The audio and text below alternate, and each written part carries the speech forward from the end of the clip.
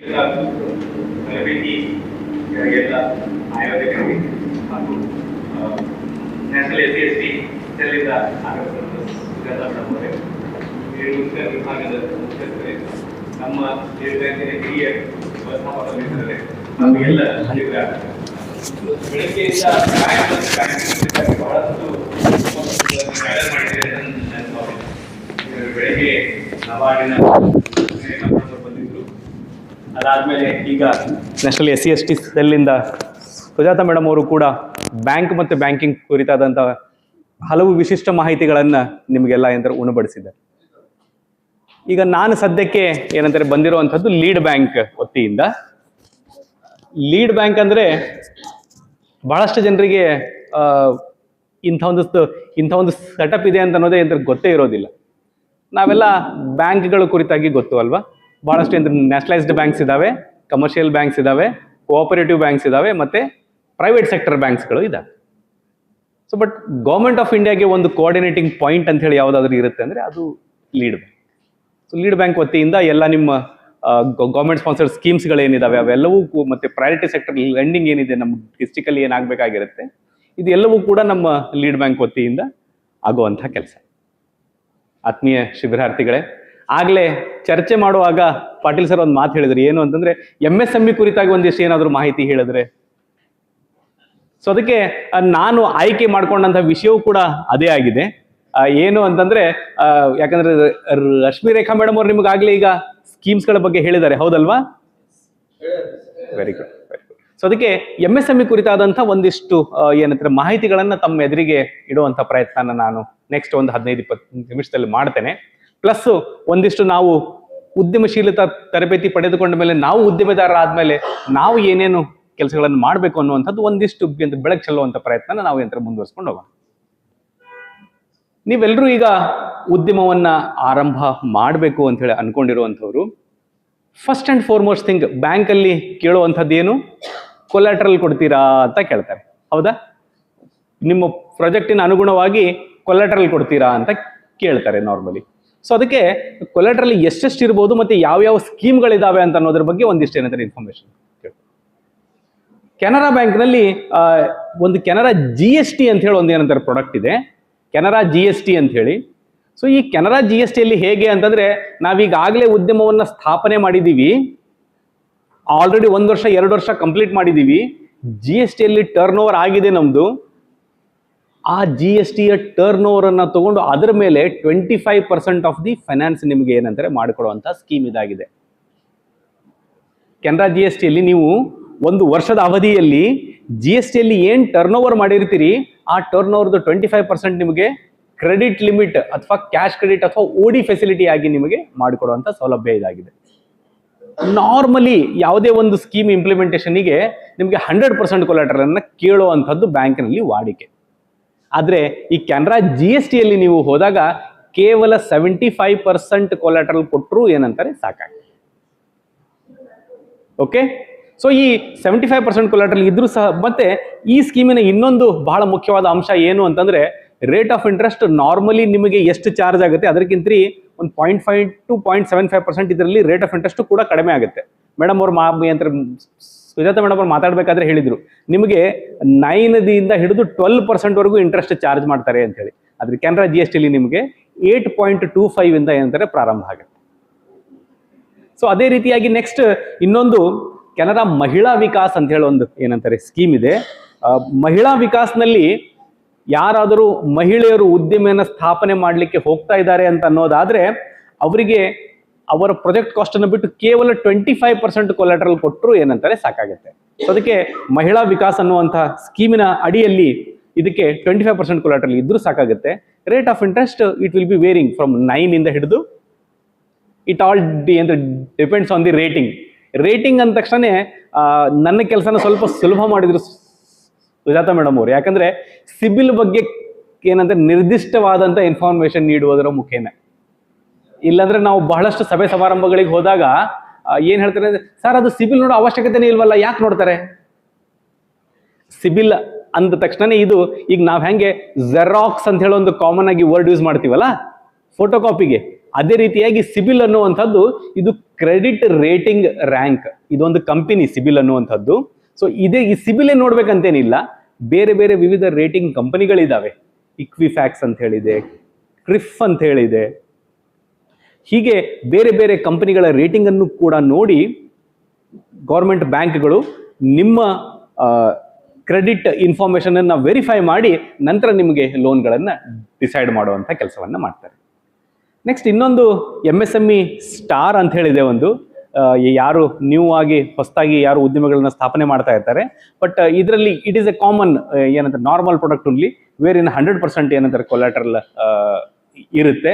But rate of interest ಇದರಲ್ಲೂ ಕೂಡ 8.25 to 9.25 ವರೆಗೂ ಏನಂತಾರೆ ಬರ್ತಾ ಇರುತ್ತೆ. ನೆಕ್ಸ್ಟ್ ಇನ್ನೊಂದು ಕೆಲವೊಬ್ಬರೆಲ್ಲ ಈಗ ಸರ್ ನಾನು ಹೋಟೆಲನ್ನು ಪ್ರಾರಂಭ ಮಾಡಬೇಕು, ನಾನು ಉದ್ದಿಮೆಯನ್ನು ಪ್ರಾರಂಭ ಮಾಡಬೇಕು, ನಾನು ಯಾವುದಾದ್ರೂ ಒಂದು ಮದುವೆ ಹಾಲನ್ನು ಕಟ್ಟಬೇಕು ಅಂತ ಹೇಳಿ ಯೋಚನೆ ಮಾಡೋರು ಇರ್ತಾರೆ ಅಲ್ವಾ. ಸೊ ಅವ್ರಿಗೋಸ್ಕರ ಅಂತ ಹೇಳಿ MSME ಇನ್ ಅನ್ನುವಂಥ ಒಂದು ಏನಂತಾರೆ ಸ್ಕೀಮ್ ಇದೆ. ಇದರಲ್ಲಿ ನಮಗೆ MSME ಇನ್ ನಲ್ಲಿ ಹಾರ್ಡ್ಲಿ ಇದರಲ್ಲೂ ಕೂಡ ಏನಂದ್ರೆ 25% ಎಡಿಷನಲ್ ಕೊಲಾಟ್ರಲ್ ಕೊಟ್ಟರೆ ಸಾಕಾಗುತ್ತೆ. ಪ್ರೈಮ್ ಸೆಕ್ಯೂರಿಟಿ 100% ಆಗಿ ಇದ್ದೇ ಇರುತ್ತೆ.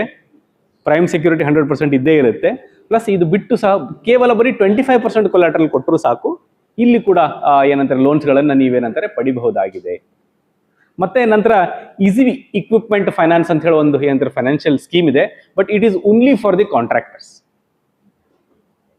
ಕಾಂಟ್ರಾಕ್ಟರ್ಗಳು ತಮ್ಮ ಏನಂತಾರೆ ಡೋಸರು, ಈಗ ದೊಡ್ಡ ದೊಡ್ಡ ಇಕ್ವಿಪ್ಮೆಂಟ್ಸ್ಗಳನ್ನು ಏನಂತಾರೆ ಪರ್ಚೇಸಸ್ ಮಾಡ್ತಾರೆ, ಅದರಲ್ಲಿ ಕೂಡ ಏನಂತಾರೆ ಲೋನ್ಸ್ ಅನ್ನ ಪಡಿಬಹುದು. ಇದರಲ್ಲಿ ಯಾವುದೇ ತರಹದ ಈ MSME ಕಾಂಟ್ರಾಕ್ಟರ್ದು ಈಸಿ ಇಕ್ವಿಪ್ಮೆಂಟ್ ಫೈನಾನ್ಸ್ ಏನಿದೆ, ಇದರಲ್ಲಿ ಯಾವುದೇ ತರಹದ ಕೊಲಾಟ್ರಲಿನ ಅವಶ್ಯಕತೆ ಬೀಳುವುದಿಲ್ಲ. ಕಂಪ್ಲೀಟ್ಲಿ CGTMSE ಏನಂತಾರೆ ಕವರೇಜ್ ಇರುತ್ತೆ. ಆಗ್ಲೇ ಸಬ್ಸಿಡಿ ಇಲ್ಲ ಸರ್. ವಾಟ್ ಎವರ್ ನಾನೇನು ಸ್ಕೀಮ್ಸ್ ಹೇಳ್ತಾ ಇದ್ದೀನಿ, these or bank specific schemes. ನನ್ನ ಐಡಿಯಾ ಏನು ಅಂತಂದ್ರೆ ನಿಮಗೆಲ್ಲ ಸಬ್ಸಿಡಿ ಸ್ಕೀಮ್ಗಳ ಬಗ್ಗೆ ಈಗಾಗಲೇ ಹೇಳಿದ್ದಾರೆ ಅಂತ ಅನ್ನೋ ಭಾವನೆಯಿಂದ ನಾನು ಬರೀ ಬ್ಯಾಂಕ್ ಸ್ಪೆಸಿಫಿಕ್ ಸ್ಕೀಮ್ಸ್ ಮಾತ್ರ ಈಗ ನಿಮ್ಮ ಎದುರಿಗೆ ಏನಂತಾರೆ ಹೇಳ್ತಾ ಇರುವಂಥದ್ದು. ಸೊ ಇದಕ್ಕೆ ಯಾವುದೇ ತರಹದ ಈ ಈಸಿ ಇಕ್ವಿಪ್ಮೆಂಟ್ ಫೈನಾನ್ಸಿಗೆ ನೀವು ಯಾವುದೇ ತರಹದ ಕೊಲಾಟ್ರಲ್ ಕೊಡುವಂಥ ಅವಶ್ಯಕತೆ ಇರೋದಿಲ್ಲ. CGTMSE ನಿಮ್ಮನ್ನ ಏನಂತಾರೆ 100% ಆಗಿ ಏನಂತಾರೆ ಕವರ್ ಮಾಡಿ ಕೊಡ್ತಾರೆ. CGTMSE ಬಗ್ಗೆ ತಾವು ಒಂದು ಪರಿಕಲ್ಪನೆ ಪಡ್ಕೊಂಡಿದ್ದೀರಿ ಅಂತ ನನ್ನ ಭಾವನೆ. ಈ CGTMSE ಫೀಸನ್ನ ತಾವು ಬ್ಯಾಂಕಿಗೆ ಪ್ರತಿ ವರ್ಷ CGTMSE ಫೀಸನ್ನ ಕಟ್ಟಬೇಕಾಗಿರುತ್ತೆ. The CGTMSE fees varies from 1 to 2%. So ಈ ಫೀಸನ್ನ ಕಟ್ಟಿದಾಗ ಮಾತ್ರ ನಿಮ್ಮ ಲೋನು ಕೊಲಾಟ್ರಲ್ ಫ್ರೀ ಆಗಿ ಇರುತ್ತೆ. ಅದರ್ವೈಸ್ ನೀವೇನಾದ್ರೂ ಕೊಲಾಟ್ರಲ್ ಕೊಟ್ಟಿದ್ದಾದ್ರೆ ಈ 1 to 2% ಅನ್ನ ನೀವು ಉಳಿತಾಯ ಮಾಡಬಹುದಾಗಿದೆ. ಸೊ ಅದಕ್ಕೆ ಕೊಲಾಟ್ರಲ್ ಯಾರಿಗಾದ್ರೂ ಕೊಲಾಟ್ರಲ್ ವ್ಯವಸ್ಥೆ ಇದೆ ಅಂತ ಅನ್ನೋದಾದ್ರೆ CGTMSE ಹೋಗದೆ ಇದ್ರೆ ನಿಮಗೆ 2% ಉಳಿತಾಯ. ಸೊ ಅದಕ್ಕೆ ಎಲ್ಲ ಶಿಬಿರಾರ್ಥಿಗಳೇ, ನೀವೆಲ್ಲ ಏನಂತಾರೆ ಬ್ಯಾಂಕ್ ಸ್ಕೀಮ್ಸ್ಗಳ ಬಗ್ಗೆ, ಸಬ್ಸಿಡಿಗಳ ಬಗ್ಗೆ ಇನ್ಫಾರ್ಮೇಶನ್ ಅನ್ನ ಗ್ಯಾದರ್ ಮಾಡಿದಿರಿ. ನಾಳೆ ಮುಂದೊಂದು ದಿವಸ ನೀವೆಲ್ಲ ದೊಡ್ಡ ದೊಡ್ಡ ಉದ್ಯಮೆದಾರರಾಗಿ ಅಂತಾರೆ ಹೊರಹೊಮ್ಮಲಿದ್ದೀರಿ. ನೀವು ನಾಳೆ ನಿಮ್ಮ ಉದ್ಯಮನ ಸ್ಥಾಪನೆ ಮಾಡಿದಾಗ, ಉದ್ಯಮೆದಾರರಾದಾಗ ನಿಮ್ಮ ಕೈ ಕೆಳಗೆ ಕೆಲಸ ಮಾಡುವಂಥ ವ್ಯಕ್ತಿಗಳ ಬಗ್ಗೆ ಯಾವಾಗಲೂ ಏನಂತಾರೆ ಕಾಳಜಿ ಇರಲಿ. ಪ್ಲಸ್ ಬ್ಯಾಂಕಿನ ವಿವಿಧ ಇನ್ಶೂರೆನ್ಸ್ ಸ್ಕೀಮ್ಗಳಿದ್ದಾವೆ. ಪ್ರಧಾನಮಂತ್ರಿ ಜೀವನ್ ಜ್ಯೋತಿ ಬಿಮಾ ಯೋಜನಾ ಹಾಗೂ ಪ್ರಧಾನಮಂತ್ರಿ ಸುರಕ್ಷಾ ಬಿಮಾ ಯೋಜನಾ ಅನ್ನುವಂಥ 2 ಏನಂತಾರೆ ಇನ್ಶೂರೆನ್ಸ್ ಪ್ರಾಡಕ್ಟ್ಸ್ಗಳಿದ್ದಾವೆ. ಇದರಲ್ಲಿ ದಯವಿಟ್ಟು ಕಡ್ಡಾಯವಾಗಿ ನೀವೆಲ್ಲರೂ ಏನಂತಾರೆ ನೋಂದಣಿ ಮಾಡ್ಕೊಳ್ಳಿ. ನಾನೊಂದು ಸಣ್ಣ ಪ್ರಶ್ನೆ ಕೇಳ್ತೀನಿ. ಈಗ ಯಾವುದಾದ್ರೂ ಮನುಷ್ಯನಿಗೆ ಇನ್ಶೂರೆನ್ಸ್ ಮಾಡಬೇಕು ಅಂತ ಹೇಳಿ ಹೋದ್ರೆ ಆ ಬ್ಯಾಂಕ್ನಲ್ಲಿ ಎಷ್ಟು ಪ್ರೀಮಿಯಂ ಕಟ್ಟಬೇಕಾಗುತ್ತೆ? 2 ಲಕ್ಷ ಇನ್ಶೂರೆನ್ಸ್ ಮಾಡ್ಬೇಕಂದ್ರೆ ಎಷ್ಟು ಪ್ರೀಮಿಯಂ ಕಟ್ಟಬೇಕಾಗುತ್ತೆ? ಎಷ್ಟು ಕಟ್ಟಬೇಕಾಗುತ್ತೆ ಸರ್? 2 ಲಕ್ಷ ಇನ್ಶೂರೆನ್ಸ್ ಮಾಡಲಿಕ್ಕೆ ಅಂದಾಜು 1,000, 2,000. ಸೊ ವೇರೀಸ್ ಏನಂದ್ರೆ ಬೇರೆ ಬೇರೆ ಪ್ರಾಡಕ್ಟ್ಸ್ಗಳಲ್ಲಿ ಬೇರೆ ಬೇರೆ ಏನಂದ್ರೆ ಸ್ಕೀಮ್ಗಳಲ್ಲಿ 1 ರಿಂದ 2,000ವರೆಗೆ ನೀವು ತಿಂಗಳ ಕಟ್ಟಬೇಕಾಗುತ್ತೆ. Monthly you have to pay 1,000 to 2,000 rupees. ವರ್ಷಕ್ಕೆ ಎಷ್ಟಾಯ್ತು? 12,000 ರಿಂದ 24,000ವರೆಗೂ ನೀವು ವರ್ಷಕ್ಕೆ ಕಟ್ಟಬೇಕಾಗುತ್ತೆ. ಆದರೆ ಈ ಪ್ರಧಾನಮಂತ್ರಿ ಜೀವನ ಜ್ಯೋತಿ ಬಿಮಾ ಯೋಜನಾದಲ್ಲಿ 436 ರೂಪಾಯಿ ಪ್ರೀಮಿಯಂ ಅನ್ನ ಕಟ್ಟಿದ್ರೆ ಸಾಕು, ನಿಮಗೆ 2 ಲಕ್ಷದವರೆಗಿನ ಕವರೇಜ್ ಇರುತ್ತೆ. ಇದೊಂದು normal life insurance product. Plus accidental insurance ಇನ್ನೊಂದಿದೆ, ಪ್ರಧಾನಮಂತ್ರಿ ಸುರಕ್ಷಾ ಬಿಮಾ ಯೋಜನೆ ಅಂತ ಹೇಳಿ. ಅದರಲ್ಲಿ ಕೇವಲ 20 ರೂಪಾಯಿ, 20 ರುಪೀಸ್ ಪ್ರೀಮಿಯಂ.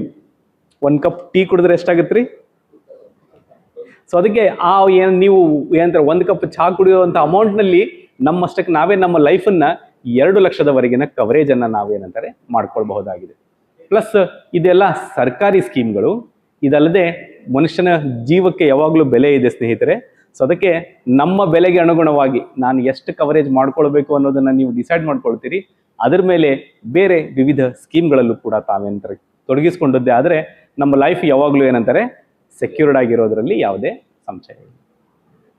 ಪ್ಲಸ್ ನಾನು ಸ್ಟಾರ್ಟಿಂಗಲ್ಲಿ ಹೇಳಿದೆ, ನಿಮ್ಮ ಕೈ ಕೆಳಗೆ ಯಾರು ಕೆಲಸ ಮಾಡ್ತಾ ಇರ್ತಾರೆ ಅವರನ್ನ ಕಂಪಲ್ಸರಿಯಾಗಿ ಎನ್ರೋಲ್ ಮಾಡುವಂಥ ಕೆಲಸ ಮಾಡಿ.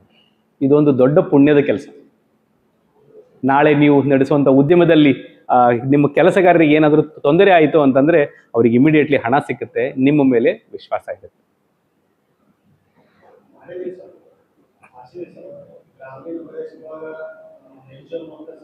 ಹೌನ್ ರೀ, ವೆರಿ ಗುಡ್.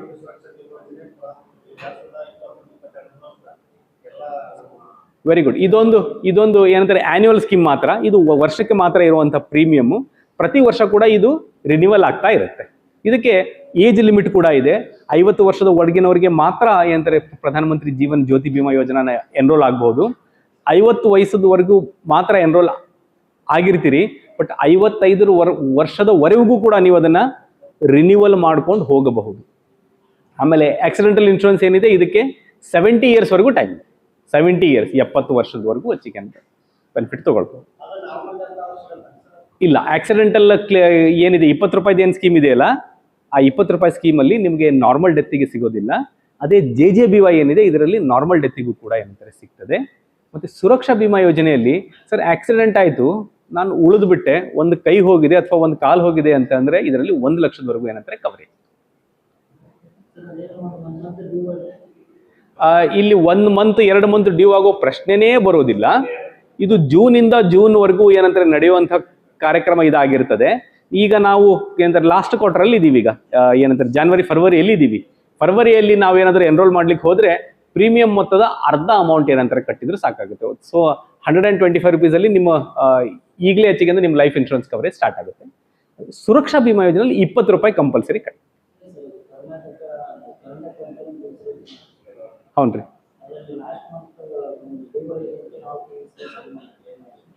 ಇಲ್ಲ, ಹಾಗಿರೋದಿಲ್ಲ ಸರ್. ನೀವು ಎನ್ರೋಲ್ ಮಾಡ್ತಿರಲ್ಲ, ಆಟೋ ರಿನ್ಯೂವಲ್ ಫೆಸಿಲಿಟಿ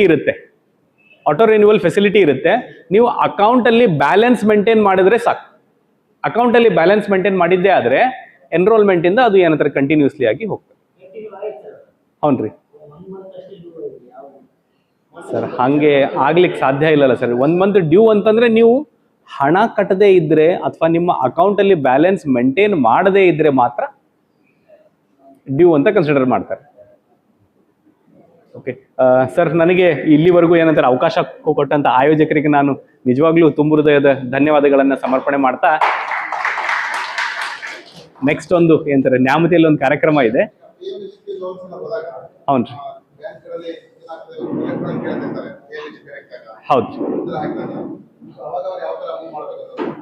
ಸರ್. ಈಗ PMEGPಯಲ್ಲಿ ಏನಂತಾರೆ ನಾನು ಜಿಲ್ಲೆಯಲ್ಲಿ ಲೀಡ್ ಬ್ಯಾಂಕ್ ಆಫೀಸರ್ ಆಗಿರೋದ್ರಿಂದ PMEGP ಬಹಳಷ್ಟು ಏನಂತಾರೆ ಕಂಪ್ಲೇಂಟ್ಸ್ಗಳು ನಮ್ಮ ಹತ್ರ ಏನಂತಾರೆ ಬರ್ತಾ ಇರ್ತವೆ. PMEGPಗೆ ಅಪ್ಲೈ ಮಾಡುವಾಗ ತಾವು ದಯವಿಟ್ಟು ಒಂದು ಪ್ರೀ ಅಪ್ರೂವಲ್ ಅಥವಾ ಪ್ರೀ ಸ್ಯಾಂಕ್ಷನ್ ಲೆಟರ್ ಅನ್ನ ಬ್ಯಾಂಕಿಂದ ತಗೊಂಡ್ರೆ ಅನುಕೂಲಕರ. ತಗೊಳ್ಳದೇನೆ ನೀವು ಅಪ್ಲೈ ಮಾಡಿದ್ರು ಅಪ್ಲಿಕೇಶನ್ ಏನೋ ಅಪ್ಲೈ ಆಗುತ್ತೆ.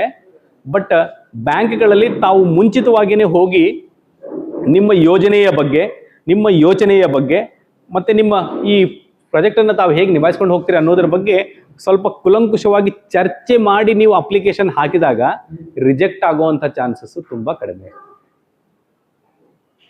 ಆಮೇಲೆ ಪ್ರತಿ ಬ್ಯಾಂಕಿಗೆ ಯಾವುದೇ ಏನಂತಾರೆ ಬ್ಯಾಂಕ್ ಆಗಲಿ ಬ್ರಾಂಚ್ ಆಗಲಿ, ಪ್ರತಿ ಬ್ಯಾಂಕ್ ಬ್ರಾಂಚಿಗೆ ಒಂದೊಂದು ನಿಗದಿತ ಗುರಿ ಅಂತ ಹೇಳಿ ಇರುತ್ತೆ. ಅಂದ್ರೆ ಅದನ್ನ ಟಾರ್ಗೆಟ್ ಅಂತ ಕರಿತೀವಿ ನಾವು. ಸೊ ಅದಕ್ಕೆ ಒಂದು ವರ್ಷದಲ್ಲಿ ಒಂದು ಬ್ಯಾಂಕಿಗೆ PMEGP ಅಂಡರ್ 1 ರಿಂದ 2 ಲೋನ್ ಅಪ್ಲಿಕೇಶನ್ಸ್ಗಳು ಮಾತ್ರ ಟಾರ್ಗೆಟ್ ಆಗಿ ಇರ್ತವೆ. ನನ್ನ ಜಿಲ್ಲೆಯಲ್ಲಿ, ನಾನು ದಾವಣಗೆರೆಯಲ್ಲಿ ಹೇಳ್ತಾ ಇದ್ದೀನಿ ಸರ್. ಇಲ್ಲಿ ಇದ್ದಂಥ ಶಿಬಿರಾರ್ಥಿಗಳೆಲ್ಲ ದಾವಣಗೆರೆಯವರೇ ಇದ್ದಾರಾ ಅಥವಾ ಬೇರೆ ಬೇರೆ ಡಿಸ್ಟಿಕ್ ಇಂದ ಇದ್ದೀರಿ? Okay, very good sir. ಹಾಗಿದ್ರೆ ಪ್ರತಿಯೊಂದು ಏನಂತಾರೆ ಬ್ಯಾಂಕಿಗೆ ಮತ್ತೆ ಬ್ರಾಂಚಿಗೆ ಒಂದು ನಿಗದಿತವಾದಂತಹ ಗುರಿ ಅಂತ ಹೇಳಿ ಇರ್ತವೆ, ಅಂದ್ರೆ ಟಾರ್ಗೆಟ್ಸ್ ಅಂತ ಹೇಳಿ ಇರ್ತವೆ. ಸೊ ಅದಕ್ಕೆ ಅದು ಹಾರ್ಡ್ಲಿ 1 or 2 ಅಪ್ಲಿಕೇಶನ್ಸ್ ಮಾತ್ರ ಒಂದೊಂದು ಬ್ರಾಂಚಿಗೆ ಬರುವಂತದ್ದು. ಸೊ ಅದಕ್ಕೆ ಅರ್ಲಿ ಬರ್ಡ್ ಅಂದ್ರೆ ನೀವು ಆದಷ್ಟು ಬೇಗ ಎಷ್ಟು ಏನಂತಾರೆ ಹೋಗಿ ಮುಂಚಿತವಾಗಿಯೇ ಸ್ಯಾಂಕ್ಷನ್ ಲೆಟರ್ ತಗೊಂಡಿದ್ದೆ ಆದರೆ ನಿಮಗೆ ಖಂಡಿತವಾಗ್ಲೂ ಏನಂತಾರೆ ಲೋನ್ ರಿಜೆಕ್ಟ್ ಆಗುವಂಥ ಸಾಧ್ಯತೆಗಳು ತುಂಬ ಕಡಿಮೆ. ಪ್ಲಸ್ ಅದಕ್ಕೆ ಮುಂಜಾಗ್ರತಾ ಕ್ರಮಗಳು, ನೀವು ಪ್ರಾಜೆಕ್ಟ್ ರಿಪೋರ್ಟನ್ನು ಕಂಠಸ್ಥ ಮಾಡಿಕೊಂಡೇ ಬ್ಯಾಂಕ್ ಹತ್ರ ಹೋದರೆ ತುಂಬ ಒಳ್ಳೆಯದು. ಇಲ್ಲ ಅಂದರೆ ಮ್ಯಾನೇಜರ್ ಕೇಳುವಂಥ ಪ್ರಶ್ನೆಗಳಿಗೆ ನಾವು ಸರಿಯಾದ ಉತ್ತರ ನೀಡದೇ ಇರುವಂಥ ಸಂದರ್ಭದಲ್ಲಿ ರಿಜೆಕ್ಟ್ ಆಗುವ ಚಾನ್ಸಸ್ಗಳು ಜಾಸ್ತಿ. ಪ್ಲಸ್ ನಿಮ್ಮ ಸಿಬಿಲ್ ಮೇಲೂ ಕೂಡ ಒಂದು ಸ್ವಲ್ಪ ವರ್ಕೌಟ್ ಮಾಡ್ಕೊಂಡು ಹೋಗೋಕ್ಕಿಂತ ಮುಂಚೆ ಈಗ ಬ್ಯಾಂಕಿನಲ್ಲಿನೇ ಜನರೇಟ್ ಆಗುವಂಥ ಸಿಬಿಲನ್ನೇ ನೋಡ್ಬೇಕಂತೇನಿಲ್ಲ. ಇವತ್ತಿನ ದಿನಮಾನಗಳಲ್ಲಿ ಆನ್ಲೈನಲ್ಲಿ ಫ್ರೀ ಆಗಿ ಕೂಡ ಸಿಬಿಲನ್ನು ಚೆಕ್ ಮಾಡುವಂಥ ಸೌಲಭ್ಯಗಳಿದ್ದಾವೆ. ನಿಮ್ಮ ಜಿಪೇ ಯೂಸ್ ಮಾಡ್ತೀರಾ, ಜಿಪೇಯಲ್ಲೂ ಕೂಡ ಏನಂತಾರೆ ನೀವು ನಿಮ್ಮ ಸಿಬಿಲನ್ನು ನೋಡ್ಬೋದು. ಫೋನ್ಪೇಯಲ್ಲಿ ನಿಮ್ಮ ಸಿಬಿಲನ್ನು ನೋಡ್ಬೋದು. ಅಥವಾ ನಿಮ್ಮ ಬ್ಯಾಂಕಿನ ಆ್ಯಪನ್ನು ಯೂಸ್ ಮಾಡ್ತಾ ಇದ್ದೀರಂದೆ ಅದರಲ್ಲೂ ಕೂಡ ನೀವು ಫ್ರೀಯಾಗಿ ಸಿಬಿಲನ್ನು ಚೆಕ್ ಮಾಡ್ಕೋಬಹುದು. paisabazar.com ಅಂತೇಳಿ ಒಂದು ಅಪ್ಲಿಕೇಶನ್ ಬರುತ್ತೆ, ವೆಬ್ಸೈಟ್ ಬರುತ್ತೆ, ಅಲ್ಲಿ ನೀವು ಸಿಬಿಲನ್ನು ಚೆಕ್ ಮಾಡ್ಕೋಬಹುದು. ಸೊ ನಿಮ್ಮ ಸಿಬಿಲ್ನಲ್ಲಿ ಯಾವುದಾದ್ರೂ ನ್ಯೂನ್ಯತೆಗಳಿದ್ರೆ ಅದನ್ನು ಸಿಬಿಲಿಗೆ ನೀವು ಇಂಟಿಮೇಟ್ ಮಾಡಿದ್ರೆ ಅದನ್ನು ರೆಕ್ಟಿಫೈ ಮಾಡುವಂಥ ಕೆಲಸ ಏನಂತ ಮಾಡ್ಕೊಡ್ತೀವಿ. ಮತ್ತೆ ಬೇರೆ ಏನಾದರೂ ಪ್ರಶ್ನೆಗಳು?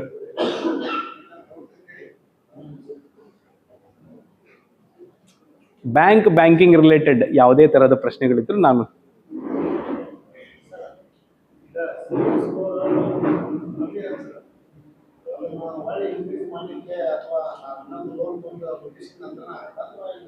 ಇಲ್ಲ ಸರ್.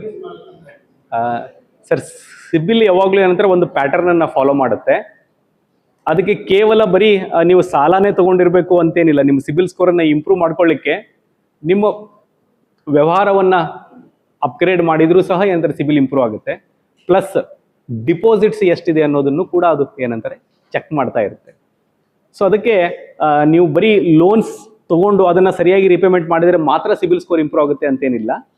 ಅದರ ಒಟ್ಟಿಗೆ ನಿಮ್ಮ ಅಸೆಟ್ಸ್ಗಳನ್ನು ಕೂಡ ನೀವೇನಾದರೂ ಬಿಲ್ಡಪ್ ಮಾಡ್ತಾ ಇದ್ದೀರಿ ಅಂದರೆ ಅಕೌಂಟಲ್ಲಿ ಬ್ಯಾಲೆನ್ಸ್ ಮೇಂಟೈನ್ ಮಾಡುವಂಥದ್ದು, ಅಥವಾ FD ಯಲ್ಲಿ ವಿನಿಯೋಗ ಮಾಡುವಂಥದ್ದು, ಅಥವಾ ಬ್ಯಾಂಕಿನ RDಗಳಲ್ಲಿ ವಿನಿಯೋಗ ಮಾಡುವಂಥದ್ದು, ಈ ಥರ ಮಾಡಿದಾಗ ನಿಮ್ಮ ಸಿಬಿಲ್ ಸ್ಕೋರ್ ಆಟೋಮೆಟಿಕಲಿ ಇಂಪ್ರೂವ್ ಆಗುತ್ತೆ.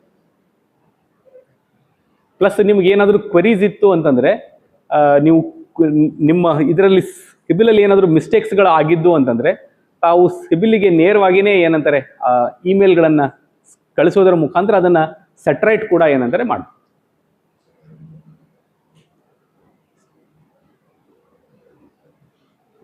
ಮತ್ತೆ ಏನಾದರೂ ಡೌಟ್ಸ್ ಇದಾವ ಸರ್? ಇವ್ರದ್ದು ಈಗ ಟ್ರೈನಿಂಗ್ ಇದು ಎಷ್ಟು ಡೇಸ್ ಇದ್ದು ಸರ್?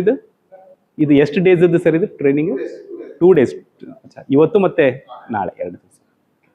ಸೊ ಒಂದೇ ಏನಂತಾರೆ ಫಸ್ಟ್ ಡೇನೇ ನೀವೆಲ್ಲ ಬ್ಯಾಂಕಿಂಗ್ ಬಗ್ಗೆ ಏನಂತ ವಿಷಯಗಳನ್ನು ತಿಳ್ಕೊಂಡಿದ್ದೀರಿ ಹಾಗಿದ್ರೆ. Very good.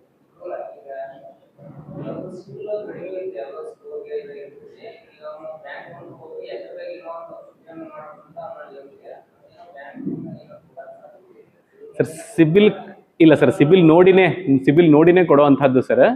ಯಾಕಂದ್ರೆ ಆ ಸಿಬಿಲ್ ಅಂದ್ರೆ ದಯವಿಟ್ಟು ತಾವೆಲ್ಲರೂ ಸಿಬಿಲ್ ಅಂತ ಹೇಳಿನೇ ತಲೆಯಲ್ಲಿ ಇಟ್ಕೋಬೇಡಿ.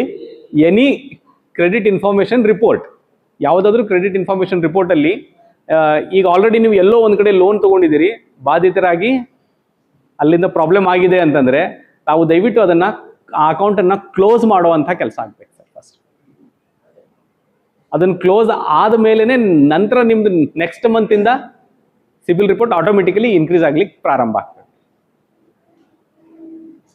ಇದು ನಮ್ದು ಒಂಥರ ಮಾಸ್ಕಾಟ್ ಇದ್ದಂಗೆ ರೀ.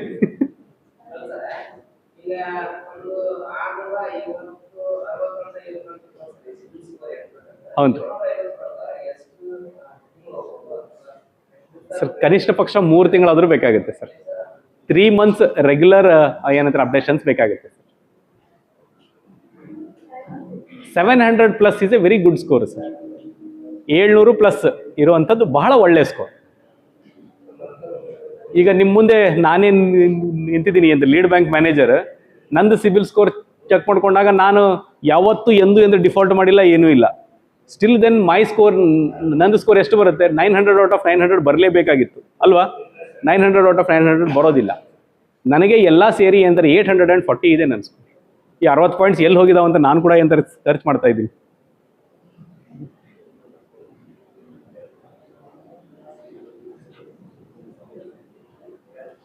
ಓಕೆ ಸರ್, ತುಂಬ ಏನಂತ ತುಂಬ ಹೃದಯದ ಧನ್ಯವಾದಗಳು ಸರ್ ನನಗೆ ಇಲ್ಲೊಂದು ಅಪಾರ್ಚುನಿಟಿ ಕೊಟ್ಟಿದ್ದಕ್ಕೆ. ಯಾಕಂದರೆ my idea was entirely different then what the sort of audience are here. Actually ತಾವೆಲ್ಲ ತುಂಬ ಒಳ್ಳೆಯ ಪ್ರಯತ್ನ ಮಾಡಿ ಇಷ್ಟೊಂದು ಜನ ಎಲ್ಲರೂ ಏನಂತಾರೆ ಸೇರಿಸಿದ್ದೀರಿ. ತಮಗೆಲ್ರಿಗೂ ಏನಂತಾರೆ ಒಳ್ಳೆಯದಾಗಲಿ, ಒಳ್ಳೆ ಒಳ್ಳೆ ಉದ್ಯಮಿದಾರರಾಗಿ. Thank you very much.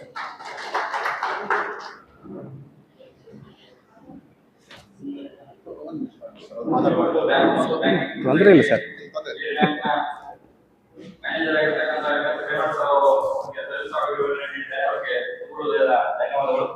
ಅದೇ ರೀತಿಯಾಗಿ ಅವರಿಗೆ ನಮ್ಮ ವಿದ್ಯಾರ್ಥಿಗಳಿಂದ ಸರ್ಕಾರವನ್ನ ನೆರವೇರಿಸಬೇಕಂತ. ಥ್ಯಾಂಕ್ಸ್ ರೀಪ್ಪ. ಎಲ್ಲ ದೊಡ್ಡ ದೊಡ್ಡ ಉದ್ಯಮಿದಾರರಾಗ್ರಿ.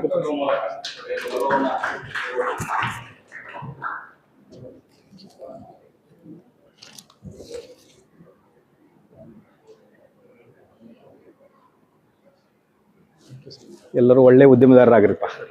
All the best.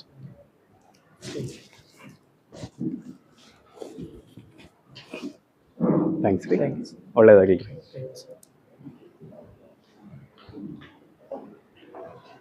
ಬರ್ತೀನಿ ಮೇಡಮ್. ನಂದೊಂದು ನ್ಯಾಮತಿಯಲ್ಲಿ ಮೀಟಿಂಗ್ ಇದೆ ಮೇಡಮ್. ನಮ್ದು block level bankers committee meeting ಇದೆ. ಸೊ ನ್ಯಾಮತಿಗೆ ಹೋಗ್ಲಿಕ್ಕಿದೆ. ಬರ್ತೀನಿ madam. Thank you very much.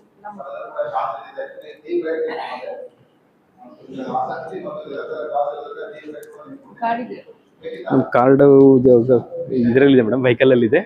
ನಾನು ತಮಗೊಂದು ಮಿಸ್ ಕಾಲ್ ಕೊಡ್ತೀನಿ ಮೇಡಮ್. ಈಗಲೇ ಹೋಗಿ ಒಂದು ಎಂತ ಮೆಸೇಜ್ ಹಾಕ್ತೇನೆ. ಆಗಲಿ ಮತ್ತೆ ಸಿಗೋಣ ಅಂತ sir. Thank you very much for your valuable time. ಇಲ್ಲ ಯಾಕಂದ್ರೆ ತಾವು ತಮ್ಮ ಟೈಮನ್ನು ನನಗೆ ಕೊಟ್ರಿ, ಅದಕ್ಕೆ ತುಂಬ ಇರಲಿ ಸರ್, ಇರಲಿ ಸಿಗ್ತೀನಿ ಸರ್. ಯಾಕೆ ಹುಬ್ಳಿ ಬೆಳಗಾಂನಾಗ ಇರ್ತೀನಿ ನಾನು. ಹೌದು ಸರ್.